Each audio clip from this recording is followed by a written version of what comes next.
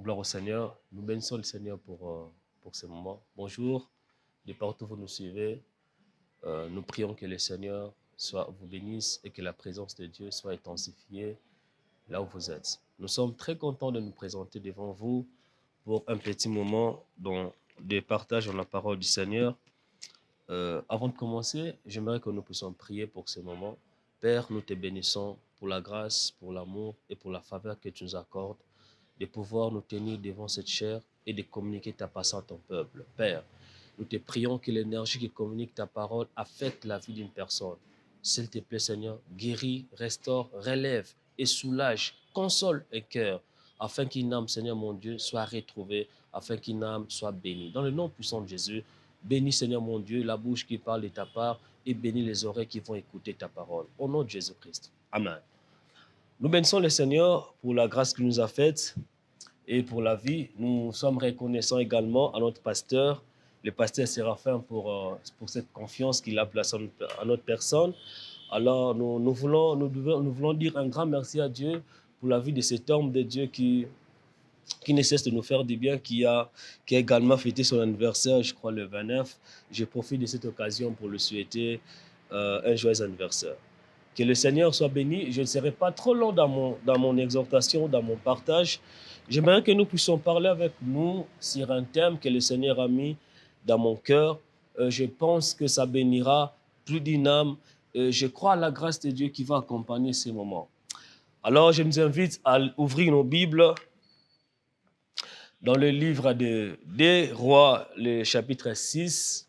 En fait, nous allons faire une lecture en pêle-mêle, c'est-à-dire que nous allons sélectionner un groupe de portions d'écriture que nous serons en train de lire. Nous allons lire dans des Rois, chapitre 6, le verset 24 au verset 33. Et puis nous allons sauter pour lire des Rois toujours. Maintenant là, le chapitre 7, du premier verset au 3e.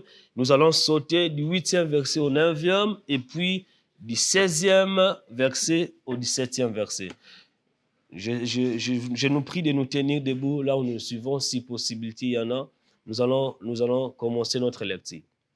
La Bible dit dans des Rois chapitre 6, les versets 24 au verset 33. Après cela, Ben-Hadad, roi de Syrie, ayant rassemblé toute son armée, monta et assiégea Samarie. Il y eut une grande famine dans Samarie. J'aimerais que vous puissiez souligner cette phrase. Il y eut une grande famine dans Samarie. Et ils la serrèrent tellement qu'une tête d'âne valait 80 pièces, 80 cycles d'argent, et le quart d'un câble de fientes, de pigeons, 5 cycles d'argent. Et comme le roi passait sur la muraille, une femme lui cria, « Sauve-moi, ô roi, mon Seigneur !» Il répondit, « Si l'Éternel ne te sauve pas, avec quoi te sauverai-je? Avec les produits de l'air ou du pressoir? » Et le roi lui dit, « Qu'as-tu » Elle répondit, « Cette femme-là m'a dit, donne-moi ton fils, donne ton fils, nous le mangerons aujourd'hui et demain nous mangerons mon fils. Nous avons fait cuire mon fils et nous l'avons mangé. Et le jour suivant, je lui dis, donne ton fils et nous le mangerons. Mais elle a caché son fils. » Lorsque le roi entendit les paroles de cette femme, il déchira ses vêtements en passant sur la muraille et le peuple vit qu'il avait en dedans un sac sur son corps. Le roi dit, « Que Dieu me punisse dans toute sa rigueur si la tête d'Élisée, fils de Shaphat, reste aujourd'hui sur lui. » Or, Élisée était assis dans sa maison et les anciens étaient assis auprès de lui. Le roi envoya quelqu'un devant lui, mais avant que les messagers soient arrivés, Élisée dit aux anciens, « Voyez-vous que ce fils d'assassin envoie quelqu'un pour monter la tête. Écoutez, quand le messager viendra, fermez la porte et repoussez-les avec la porte.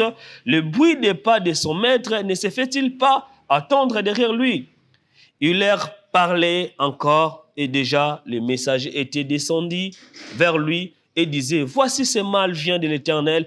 Qu'ai-je à espérer encore de l'Éternel » Des Rois chapitre 7, le verset 1er au verset 3. Élisée dit, « Écoutez la parole de l'Éternel, ainsi parle l'Éternel. Demain, à cette même heure, on aura une mesure de fleurs de farine pour un cycle et des mesures d'orge pour un cycle à la porte de Samarie.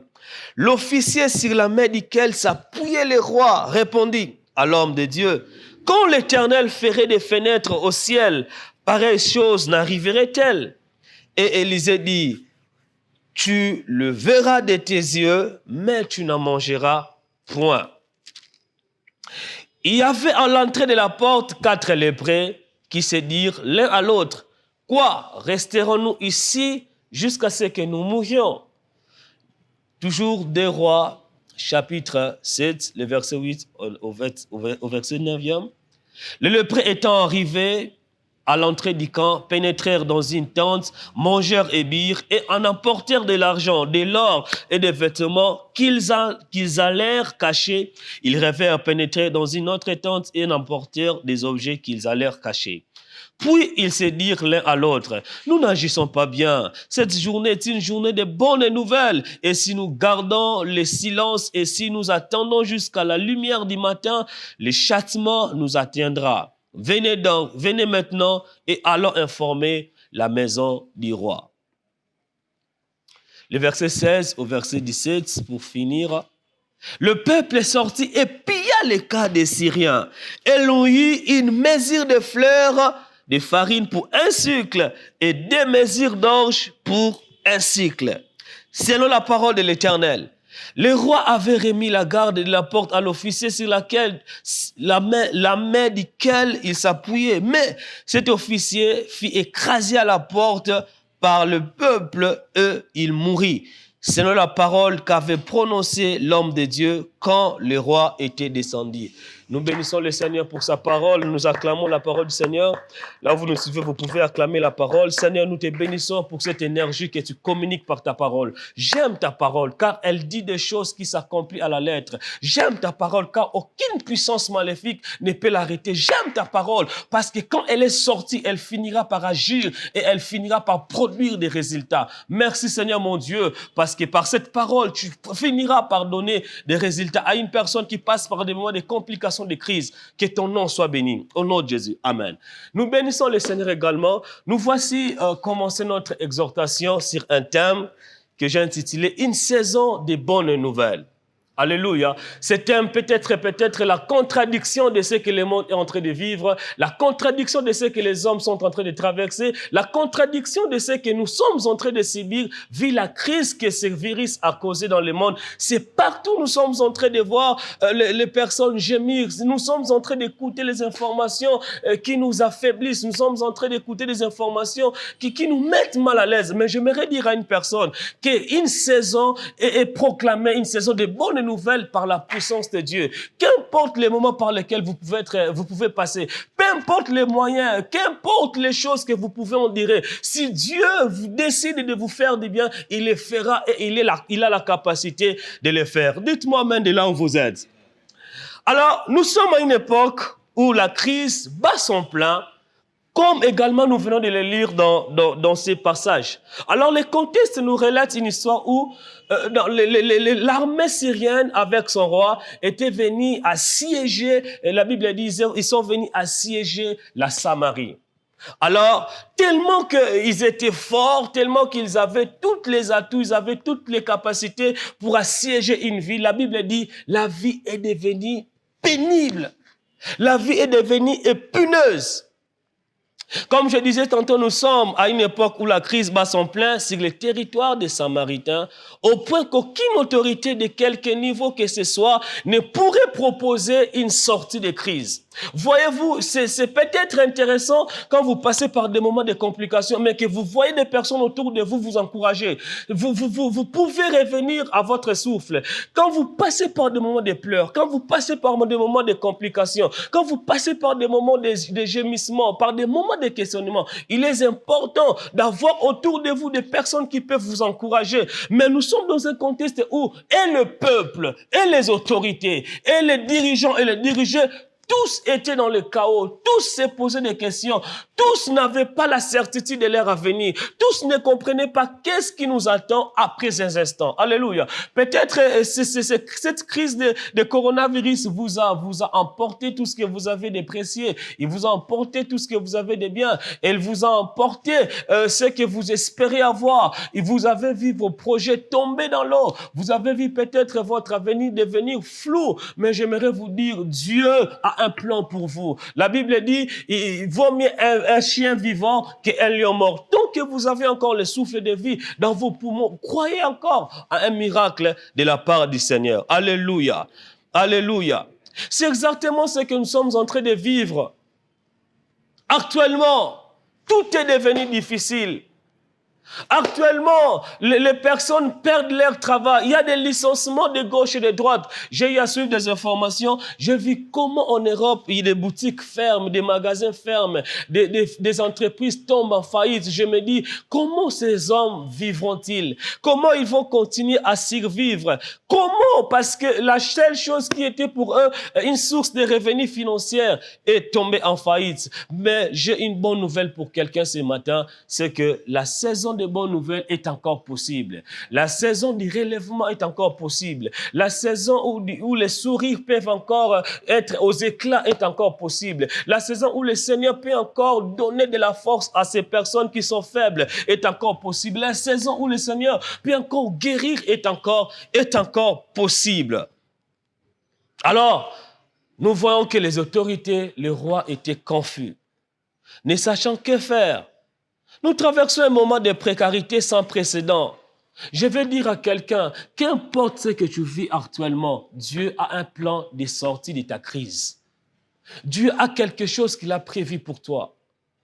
Même si des personnes sur qui tu pouvais compter ne sont plus en mesure de te fournir quoi que ce soit, mais Dieu qui est dans le ciel, il a encore des choses qu'il a réservées pour toi. Le Dieu qui est au ciel, il a encore la capacité de pouvoir redonner une image meilleure à ta vie. Alors ce jour-là, qu'est-ce qui se passe? Les denrées alimentaires, les prix des denrées alimentaires ont majoré. C'est-à-dire que des choses qu'ils pouvaient acheter à un bas prix, ces temps-là, ils pouvaient commencer à les acheter à un prix trop exorbitant. Des choses qu'ils pouvaient acheter à moindre coût, mais ils pouvaient commencer à l'avoir avec beaucoup de difficultés. Jusqu'au point où les femmes commencent à faire la ristourne de leurs enfants. C'est-à-dire qu'aujourd'hui, nous mangeons l'enfant de telle maman, demain nous allons manger l'enfant de telle maman, le lendemain nous allons manger l'enfant de telle maman, parce que les gens cherchaient des moyens pour vivre, mais des moyens qui n'étaient pas dans la volonté de Dieu. Alléluia. Alléluia. J'aimerais exhorter quelqu'un qui se sent bâti. Je ne sais pas d'où vous me suivez, mais j'aimerais vous dire, ayez encore confiance au Seigneur. Dieu, il est encore capable de tout faire. Dieu, il est encore capable d'accomplir des choses merveilleuses qu'il avait prévues à votre égard. Nous écoutons des lamentations à gauche, des gémissements à droite. Aujourd'hui, vous partez rendre visite à quelqu'un, il y a presque pas de bonnes nouvelles. Depuis que nous sommes en confinement, depuis que cette maladie a commencé dans le monde, tout le monde gémit, tout le monde se lamente, tout le monde est dans la difficulté. Vous pouvez aller voir quelqu'un juste pour le voir, mais vous allez écouter des informations qui vous abattissent également. Personne ne donne encore de l'espoir à un autre. Personne ne donne encore du courage à un autre. Tous cherchent à se préoccuper de ses affaires. Tous cherchent à pouvoir s'occuper de son lendemain, de son devenir, de son avenir. Mais les hommes étaient dans la confusion totale. Les hommes étaient dans l'abattement total. Les hommes étaient dans le découragement. Mais le ciel était toujours actif. Mais le ciel était toujours vigoureux. Mais le ciel était toujours abondant. Mais le ciel était toujours riche. Mais le ciel avait toujours des biens en disposition pour les hommes. Ils étaient tous perplexes. Ils étaient dans le chaos. Ils étaient dans les pleurs. La Samarie a vécu un moment sombre. La Samarie a vécu un moment compliqué. La Samarie a vécu un moment où ils ne pouvaient plus s'en sortir de leurs propres moyens. Tu as perdu du travail. J'aimerais te dire courage. Tu as perdu un être très cher. J'aimerais te dire Dieu est encore capable de remplacer. Tu as perdu quelque chose qui te fournissait de quoi manger. Tu as perdu des relations. Tu as perdu, je ne sais pas moi, mais j'aimerais réconforter une âme. J'aimerais édifier encore une personne. C'est que c'est encore possible que le Seigneur te sourisse. C'est encore possible que le Seigneur te relève. C'est encore possible que Dieu, que le Dieu que nous cherchons, que nous prions, te fasse du bien. Alors, comme toutes les autres crises, la crise que vivaient les Samaritains, la Bible dit, elle a également entraîné les modifications de vie d'une manière négative. Vous voyez-vous, quelque chose qui était défendu, des aliments que le Seigneur n'avait pas, qui n'avait pas autorisé ou n'avait pas permis à la consommation, des histoires qui n'étaient pas comestibles, mais à cette époque-là, les gens commençaient à se contenter de se nourrir de ces choses. Voyez-vous, la tête d'âne était quelque chose d'impur, qui n'était pas comestible, qui n'était pas quelque chose qu'on pouvait consommer. Mais la Bible dit, non pas seulement qu'il était consommé, mais son prix était encore élevé. Vous voyez que la crise peut amener les hommes à pouvoir poser des actes qui ne plaisent pas à Dieu. La crise peut amener les hommes à pouvoir consommer des choses qui sont défendues. La crise peut amener des hommes à pouvoir agir selon que le monde les pousse. La crise peut amener des hommes d'aller consulter les féticheurs. La crise peut amener des hommes d'aller consulter les marabouts. La crise peut amener les hommes d'aller consulter le monde des ténèbres. La crise également peut amener des hommes, des femmes à se prostituer, à devenir des homosexuels, pour ne fût-ce que gagner quelque chose à manger, pour ne fût-ce que survivre, pour ne fût-ce que être en paix, pour ne fût-ce que être à l'aise. Comme la Bible dit, le prophète Ésaïe disait dans un parabole, dit, mangeons, buvons, car demain nous mourrons. C'est-à-dire que les hommes veulent vivre pour le présent. Les hommes ne voient plus leur avenir. Les hommes ne cherchent plus à conserver les relations avec Dieu. Les hommes se tapent, ils mettent à côté tout ce qui est principe de Dieu, tout ce qui est comportement de Dieu, tout ce qui est nature de Dieu. Les hommes ne cherchent plus à plaire à Dieu. Les hommes cherchent à contraindre, à enfreindre les lois du Seigneur.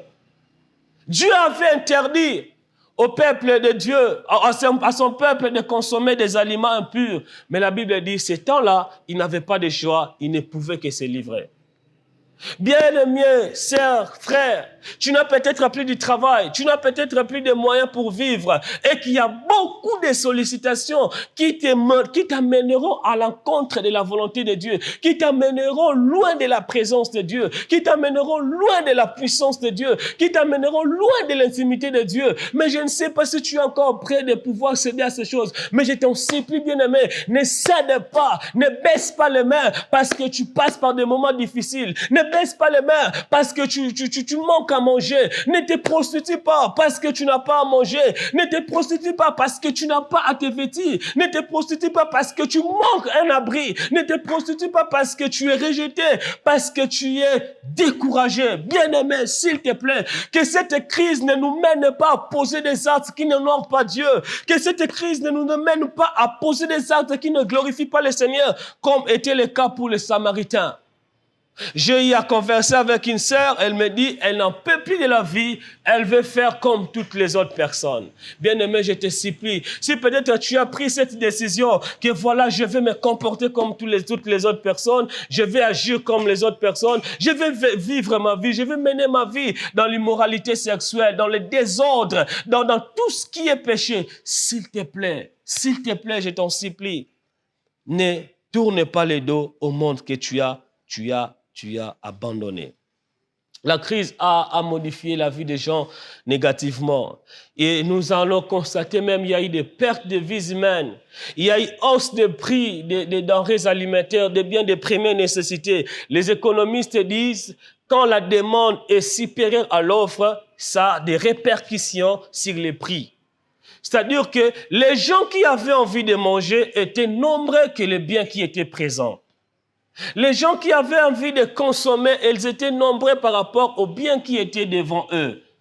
Et c'est également ce que nous sommes en train de vivre actuellement. Nous avons besoin de quelque chose. Nous avons besoin de vivre. Nous avons besoin d'être en paix. Nous avons besoin d'être en tranquillité. Nous avons besoin de mener une vie aisée. Mais les moyens ne sont pas réunis. Les conditions ne sont pas favorables. Et j'aimerais dire à quelqu'un, garde encore espoir au Seigneur.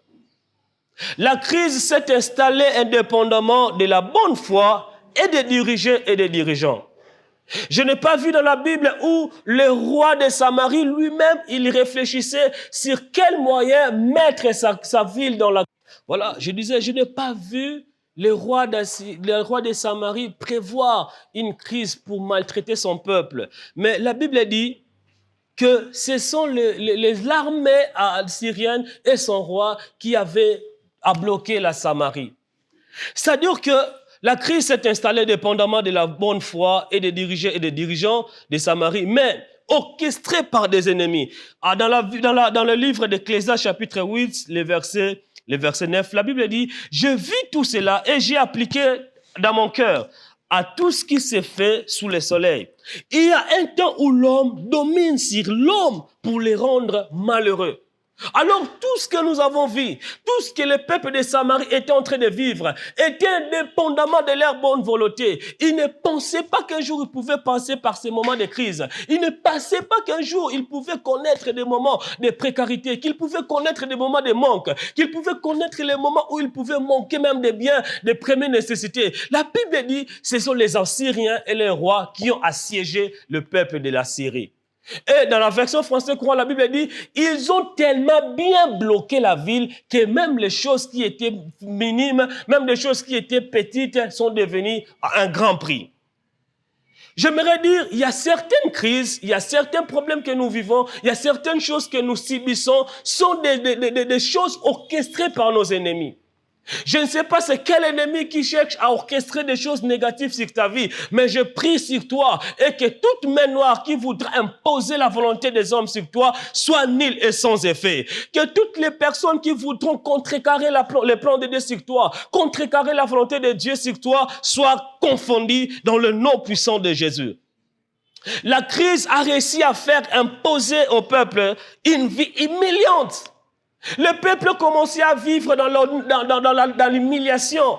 Le peuple commençait à vivre dans la souffrance. Le peuple commençait à vivre dans des gémissements, mangeant même les repas qui étaient défendus, voire impropres. Ils ont commencé à se contenter des choses impures.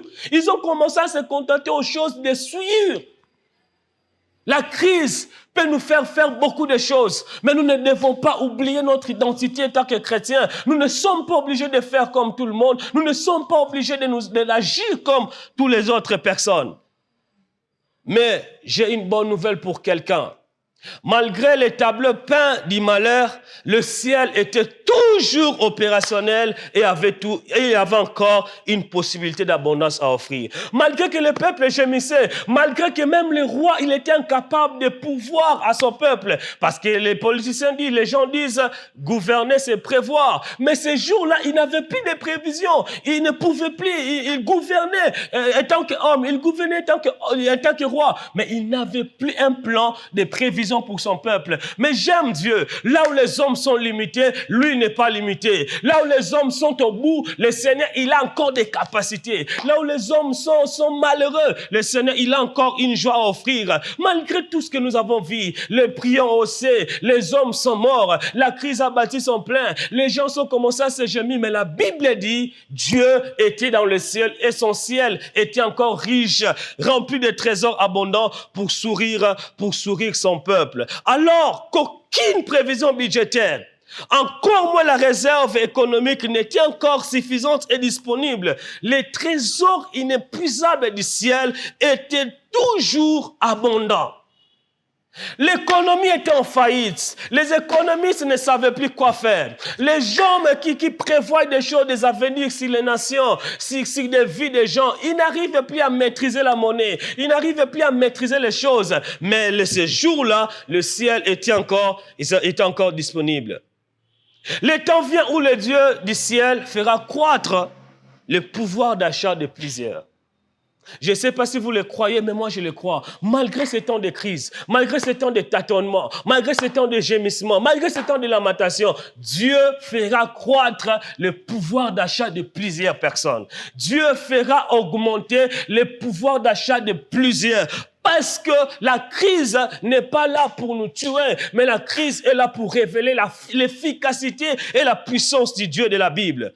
Le ciel était continuellement en travail. La Samarie était confinée, la Samarie était assiégée, la Samarie était dans la pleure, dans la crise, mais le ciel était continuellement en travail, mais le ciel était toujours disponible pour sourire le peuple de Dieu. Alors qu'est-ce qui se passe? Dieu, par l'entremise de son serviteur, le prophète Élisée, alors que le roi envoie des messagers pour venir les décapiter, Élisée dit, demain, à cette même heure, les choses redeviendront à la normale. J'aimerais dire à quelqu'un, demain, cette saison est une saison de bonnes nouvelles pour toi. Après quelques temps, après quelques jours, des choses que tu commences à avoir avec précarité, avec difficulté aujourd'hui, après quelques temps, le Seigneur te les donnera facilement. Des choses que tu commences à avoir avec peine, avec difficulté, avec souillure, avec complications, mais après quelques temps, le Seigneur te les donnera facilement. L'homme de Dieu avait un air rassurant de la part de Dieu, alors que le Seigneur, les hommes étaient abattus. Même les personnes sur qui les rois comptaient, ils n'avaient plus de plans de sortie de crise. Mais l'homme de Dieu, il avait encore l'assurance que les choses pouvaient revenir à la normale. Alors que l'homme de Dieu prononçait des paroles venant du Seigneur, il y a quelqu'un jouissant de la confiance du roi, s'élevant pour y mettre des doutes.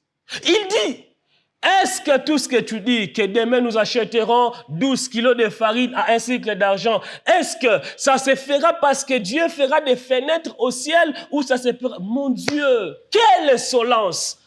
Quelle insolence! Tu veux maîtriser. En fait, il y a des personnes qui pensent maîtriser les domaines que Dieu seul maîtrise. Si tu n'as pas la capacité d'agir, si tu n'as pas la capacité de pouvoir contrôler des choses sur la terre, tais-toi. Si c'est Dieu qui parle, tu n'as pas de pouvoir pour contredire. Si c'est Dieu qui dit, tu n'as pas de pouvoir pour arrêter ça. Si c'est Dieu qui dit, tu n'as pas le pouvoir pour pouvoir mettre fin à une vie. Même si tu as quelqu'un sur qui le roi compte, même si tu as une portion d'autorité sur terre, mais il y a des choses que les hommes gèrent, il y a des choses que Dieu gère. Il y a des choses que les hommes peuvent manipuler, il y a des choses que Dieu seul manipule. La réalité présente était différente, diamétralement opposée de ce qui sortait de la bouche de l'homme de Dieu. En fait, humainement parlant, l'homme avait raison de réfléchir ainsi. Il avait raison de dire, voilà, tout ce que je dis, ce sont des chimères, ce sont des mensonges, ce sont des fables, ce sont des choses qui n'arriveront pas. Il avait totalement raison. Mais oublions que ces paroles-là ne venaient pas de l'homme, mais ça venait de Dieu. Bien-aimés, croyez à toutes les promesses que Dieu vous a faites. Même quand autour de vous, vous voyez des complications. La Bible dit, 1000 tomberont à tes côtés, 10 000 à ta droite, mais tu ne seras jamais atteint. Tu ne seras jamais atteint. La crise ne te tuera pas. Coronavirus ne te tuera pas. Le licenciement ne te tuera pas. La perte de l'argent ne te tuera pas. Même le divorce ne te tuera pas. Dieu est encore capable de te relever. Dieu est encore capable de te sourire. Dieu, il a encore toutes les possibilités. Alléluia. Alléluia. Quelle insolence! En fait, Dieu, il supporte pas seulement les pécheurs, mais il a la haine de ceux qui doutent à sa parole et à sa capacité d'agir. Dieu peut te supporter péché, il peut te voir, sa miséricorde peut être sur toi. Mais si tu commences à attaquer Dieu dans son domaine, si tu commences à attaquer la parole de Dieu, c'est là que ton problème commence. Alors, Dieu ne fera pas échouer ses promesses puissantes parce que quelques-uns n'y croient pas. En fait, bien-aimé, si Dieu t'a fait des promesses, qu'importe le nombre de personnes qui croient ou qui ne croient pas, Dieu finira par l'accomplir. Si Dieu t'a dit de faire avec toi quelque chose, même si les hommes ne croient pas, Dieu, il le fera. Dieu avait dit par la bouche de son serviteur Élisée, demain les choses seront au bas prix et les choses se sont faites telles que le Seigneur avait fait.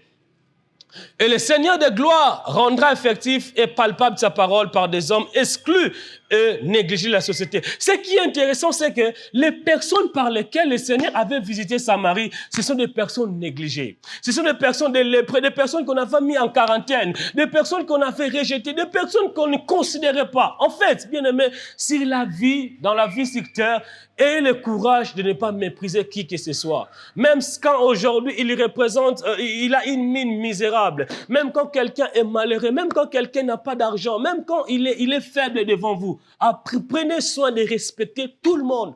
Respectez les autorités, respectez les subalternes. Respectez les élevés, respectez les tombés. Respectez toutes les couches de la vie et vous verrez que la vie vous sourira.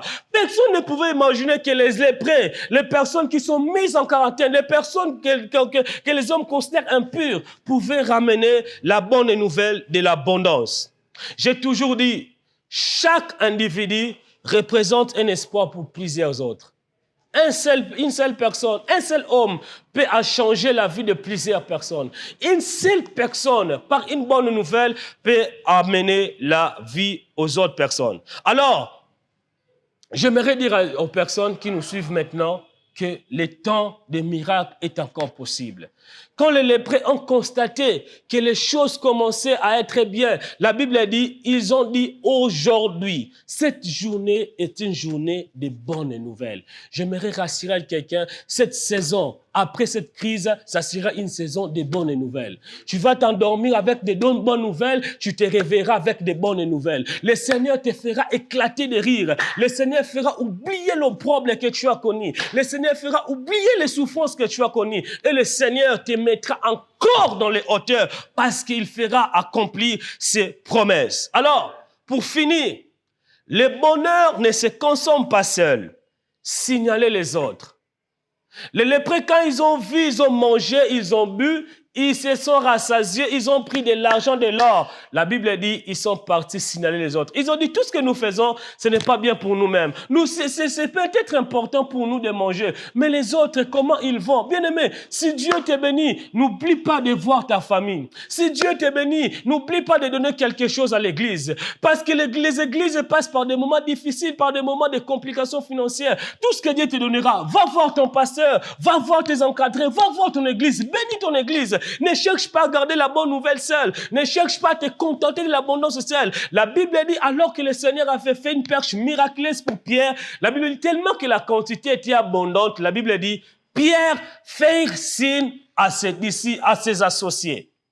Vous voyez-vous, il a vu que nous avons souffert ensemble, nous avons passé toute une nuit sans pourtant voir des poissons, mais c'est alors que le Seigneur nous a donné, nous ferons signe également aux autres. Alors je nous supplie, faisons signe à tous ceux qui nous entourent. Ne partageons pas nos bonheurs seulement avec un nombre restreint de personnes, mais s'il y a possibilité, allez visiter des orphelinats, allez visiter des hommes déveillants, allez visiter des personnes démunies, allez visiter des personnes qui souffrent, allez visiter des personnes qui sont dans le manque, allez visiter, et cela aura des répercussions également sur vous. Vous voyez, les lépreux, ils étaient des personnes qui devaient normalement mourir. Mais quand ils ont amené la bonne nouvelle au peuple, ils ont une accessibilité facile au peuple. Il y a certaines choses, vous en aurez justement parce que vous apportez les bonnes nouvelles. Et je prie et je déclare sur vous que votre vie soit un véhicule qui amènera le message de bonnes nouvelles. Que votre vie soit un transport d'allégresse.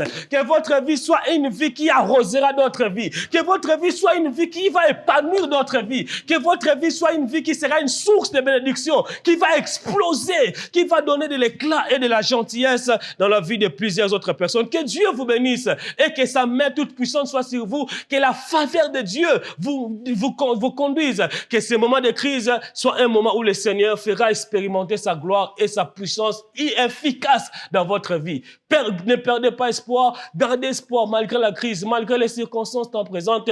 Dieu a encore une saison de bonnes nouvelles qui nous renouvelle. Il a encore quelque chose qu'il a prévu pour nous. La crise était dans la Samarie, mais Dieu a fini par mettre des choses à bas prix. La Bible dit, ils achetaient une tête d'âne à 80 cycles d'argent, mais 12 kilos de farine, ils l'ont acheté à 1 cycle seulement. C'est-à-dire que tu auras aussi le temps d'économiser. L'argent que tu gaspillais pour des petites choses, Dieu te le donnera pour faire des provisions de plus grand nombre de personnes. Que Dieu vous bénisse et qu'il vous accorde sa grâce. Que Dieu vous bénisse. Amen.